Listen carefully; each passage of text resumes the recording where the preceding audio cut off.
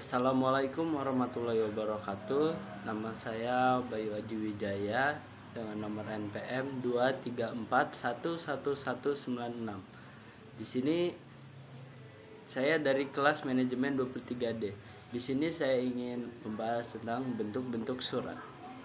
Bentuk surat mencakup struktur dan format penulisan surat yang sesuai dengan jenisnya. Ini melibatkan elemen-elemen seperti kepala surat, tanggal, alamat, salam pembuka, isi pesan, salam penutup, dan tanda tangan. Memahami bentuk surat penting untuk menyampaikan pesan dengan jelas, profesional, dan sesuai konteks. Sekarang kita masuk ke bentuk-bentuk surat. Yang pertama ada surat resmi. Surat resmi adalah format dan struktur surat resmi melibatkan kepala surat dengan informasi perusahaan, isi tanggal, alamat penerima, salam pembuka, isi pesan terstruktur, salam penutup, tanda tangan, dan lampiran jika ada. Ini mendukung komunikasi yang jelas dan profesional. Ini merupakan contoh surat resmi. Yang kedua, surat pribadi. Surat resmi ditujukan untuk keperluan bisnis dengan bahasa formal dan format ketat. Sementara surat pribadi lebih santai, terfokus pada hubungan personal dan memiliki fleksibilitas format yang lebih besar. Perbedaan ini memastikan pesan sesuai dengan tujuan dan konteks komunikasi. Dan ini merupakan salah satu contoh surat pribadi. Surat bisnis. Surat bisnis memiliki format resmi dengan kepala surat, tanggal, alamat, salam pembuka, isi pesan terstruktur, salam penutup, dan tanda tangan.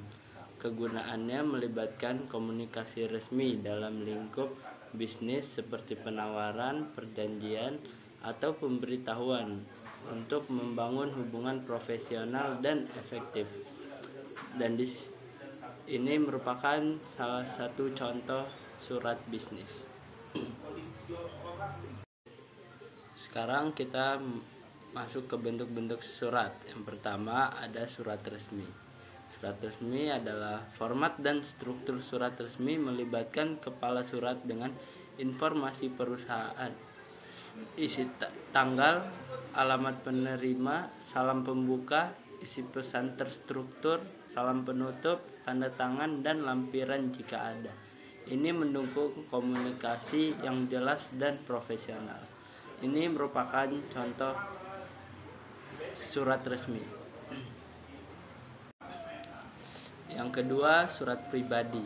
Surat resmi ditujukan untuk keperluan bisnis dengan bahasa formal dan format ketat. Sementara surat pribadi lebih santai, terfokus pada hubungan personal dan memiliki fleksibilitas format yang lebih besar.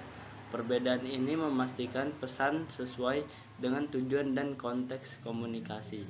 Dan ini merupakan salah satu contoh surat pribadi. Surat bisnis. Surat bisnis memiliki format resmi dengan kepala surat, tanggal, alamat, salam pembuka, isi pesan terstruktur, salam penutup, dan tanda tangan.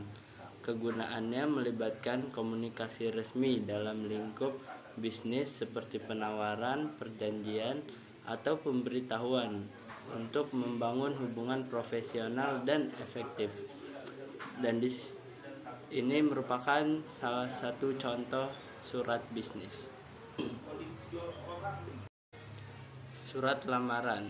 Surat lamaran terdiri dari yang pertama ada kepala surat, yang kedua tanggal cantumkan tanggal penulisan, yang ketiga alamat perusahaan, keempat ada salam pembuka, kelima paragraf pembuka, keenam paragraf utama, dan ketujuh paragraf penutup.